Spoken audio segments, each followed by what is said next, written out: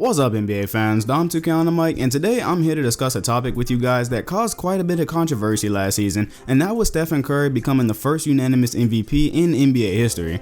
Now, that's quite the honor in a league that has so much talent in it, because if you didn't know, unanimous MVP means you got all the first place votes. Nobody else in the NBA got a first place vote, and people were kind of mad about that because they felt like, well, maybe LeBron is more valuable to the Cavaliers, and maybe Kawhi should have got one. However, I personally totally agreed with the decision. I thought Curry played an amazing brand of basketball. He did a lot of things nobody had seen before. They broke the Chicago Bulls record. To me, it was a no-brainer. He was worthy of all those first place votes. However, what I don't agree with is him being the first unanimous MVP in NBA history, because if you go back and look through history, there are more than a few cases when the player not only could have won unanimous MVP, but really should have won unanimous MVP, and that's what I'm going to show you guys today.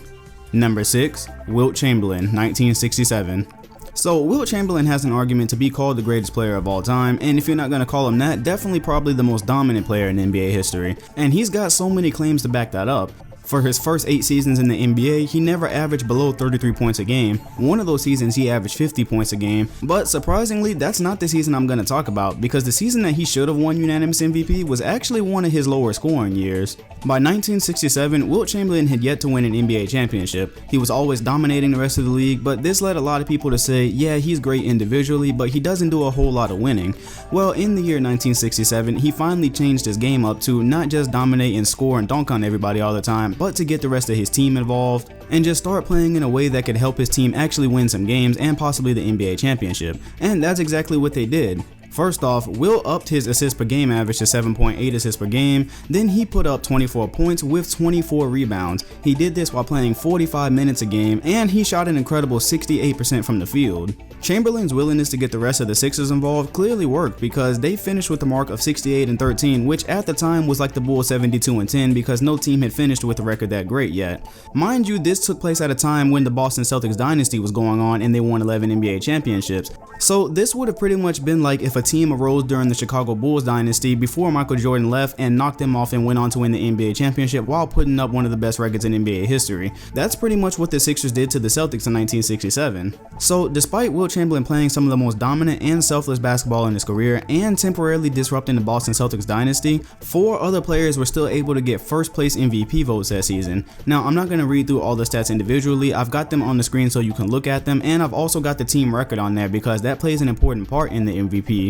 So as you can see, guys like Nate Thurman and Oscar Robertson had some pretty incredible numbers. Their records were not even close to what the Sixers were doing. That's one of the greatest teams of all time that is rarely ever talked about, and the fact that Wilt Chamberlain was able to average 24 points, 24 rebounds, and start getting his team involved in the interest of winning an NBA championship, there's just no way he shouldn't have received every first place vote possible. But you know, Wilt Chamberlain had a lot of negativity floating around for him back then. You can almost say he was basically like the LeBron of the 60s in terms of how people didn't like him. So he won the MVP, went on to win the NBA championship, but definitely should have been the first unanimous MVP. Number 5, Kareem Abdul-Jabbar, 1971. So this one is complete highway robbery. Kareem Abdul-Jabbar entered the league in 1969, which was toward the end of Wilt Chamberlain's career, and he almost immediately replaced Wilt as the greatest player in the league at the time. Not only that, but he was able to win the MVP in just his 3rd year, and he completely turned the Bucks' fortunes around, who were a new team, and of course, like any new team, they were doing terrible because they didn't have anybody. But just to show you how damn good Kareem was, when the Bucks drafted him, they were 27-55. By the 3rd season, they were 66-16. That's the kind of impact that he had on that squad. Just to show you how incredible that is, the next best team in the NBA at that time was the New York Knicks at a record of 50-32, so that's a 16-win difference that Kareem created between him and the other teams in the league. By the time Kareem had entered the NBA, he had pretty much already had a perfect skyhook, which even Wilt Chamberlain struggled to block. He did get him a couple of times, but Kareem was definitely Wilt Chamberlain's biggest challenge at that time, and he used that along with a lot of other skills he had to average 31.7 points, 16 rebounds on 57% field goal shooting in that season with the Bucks. So not only do his stats and his play against players like Wilt Chamberlain pretty much support the fact that he should have been the unanimous MVP, but it turns out the reason he didn't get MVP unanimously that year is simply because of his age. He was basically getting hated on because, again, this was only his 3rd season in the NBA and he was dominating everybody. So, you know, that kind of makes sense, because when you take a look at the other players who got votes besides him, not only are their stats nowhere close to his, but their team's records aren't anywhere close to his. The only reason you had not to vote for Kareem at that time is that he was a young buck, totally owning the rest of the league, and I guess you can pretty much just chalk this one up to jealousy. Number 4, Larry Bird, 1986.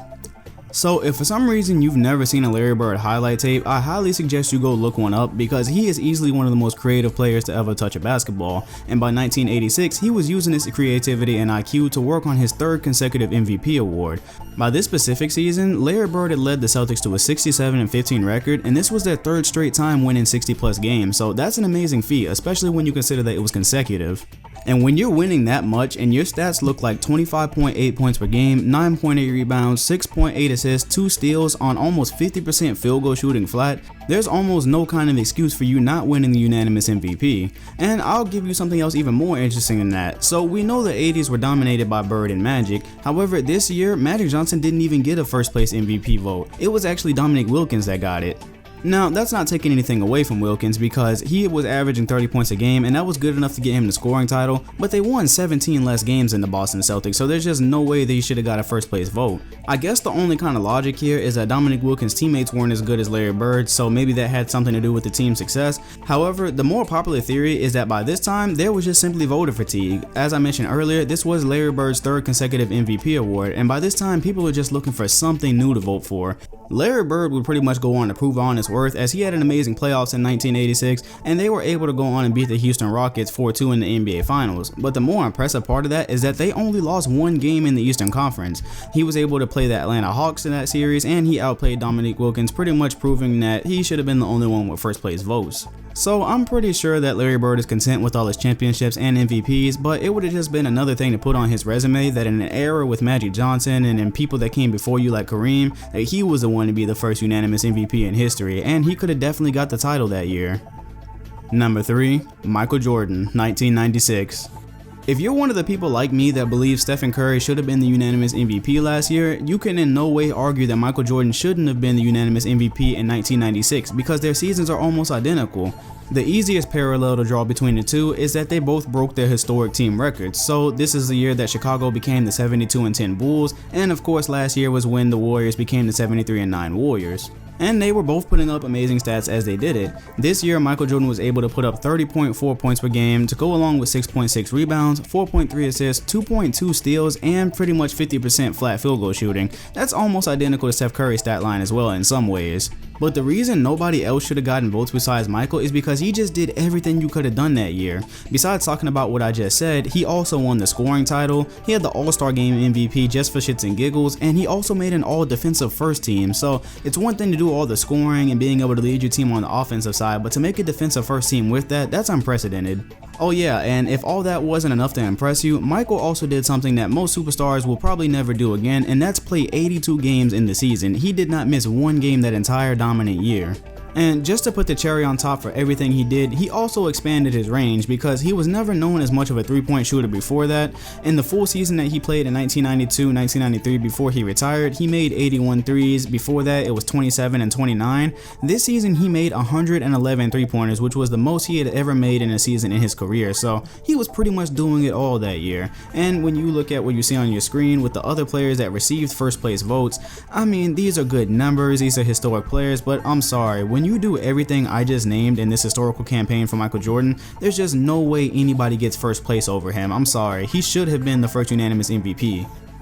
Number 2, Shaquille O'Neal, 2000. Before I started recording this one, I laughed a little bit because I was just sitting back thinking of some of the pictures I have in my head from Shaquille O'Neal's 2000 campaign, and it's honestly just stupid how dominant this guy was over the rest of the league. He was just so big and so strong that there was simply no competition for him down low. He was dunking on 2 and 3 defenders at a time, he was catching alley-oops over people, but the most important part of all this is that he played 40 minutes a game that season, and that's great for Shaq because if you didn't know, he kind of carries around the stigma of being the lazy guy who was just so strong and dominant you couldn't really do anything about it, but this season he really pushed himself to his limit. On top of all this, he also led LA to a 67-15 record, and on top of all the winning he was doing, he just completely stuffed the stat sheet with 29.7 points a game, 13.6 rebounds, 3.8 assists, 3 blocks, and he shot 57.4 from the field. Now that's crazy because that's almost 60% of everything that he put up. And on top of that, to put the icing on the cake, he played 79 of the 82 games, so I'm sorry, I just don't know what else you expected Shaq to do to get all the first place votes that year. There's just no, I can't think of anything else you could do. That campaign even gave him like the 15th best player efficiency rating in NBA history. That's pretty incredible. So I'm just not sure, if the stats don't do it for you, go watch the highlight tape, because this is easily the most dominant force in NBA history. There's just nothing, nobody could defend him. I understand that Shaq had Kobe Bryant and Allen Iverson, who was the only other person to get a single first place vote that season. He had nobody to really help him on the Sixers, but that is just no justification for giving him a first place vote over everything that Shaq did that year. I just can't justify it. This one pretty much drives me crazy. Number 1, LeBron James 2013. When Steph Curry won unanimous MVP last year, the first thing everybody started saying was, this is total BS, LeBron James should have been the first unanimous MVP in 2013. And I pretty much agree, because this one is so fresh in my head. It has not been that long since the year 2013, and LeBron James, there was just something different about him in 2013. I remember specifically texting my friend one night just saying, this is unfair. This guy is out here shooting, he's at the peak of his athleticism, he's defending, he's rebounding, he's passing, the Heat are winning. I don't know, I couldn't explain LeBron James that year. It's ridiculous. The only thing on a basketball court that's scarier than LeBron James is LeBron James with the three-point shot. And that year, this was his best mark. He averaged 40% for his three-point shooting. Now, we all know the best thing to do when you're guarding LeBron is try to sag off, because you would always rather have him shoot than drive to the rim, where it's always either going to be a foul or a shot. But, there was really nothing you could do this season, because if you sagged off of him, he probably wasn't going to miss a three-pointer either. He led that Miami Heat to a 66-16 record, averaged 26 points a game, 8 rebounds, 7.3 assists, 1.7 steals, and get this, 56.5% field goal shooting. Now, this is perhaps even more impressive than Shaq almost shooting 60% from the field, because most of Shaq's were right under the basket and they were dunks. When you consider that LeBron James was taking jump shots and going to the rim, pretty much scoring from all around the floor, to make 60% of everything you make, that's mind-blowing. If all that isn't enough for you, check this out. That year, he made an all-defensive first team. He's the only player in NBA history to average 25 points per game on 55% field goal shooting and 40% three-point shooting at the time. So basically what I just said, scoring from all over the floor. And he was the first player since Michael Jordan to average 25 points a game, 8 rebounds, and 7 assists. And I believe that was his 1980 campaign.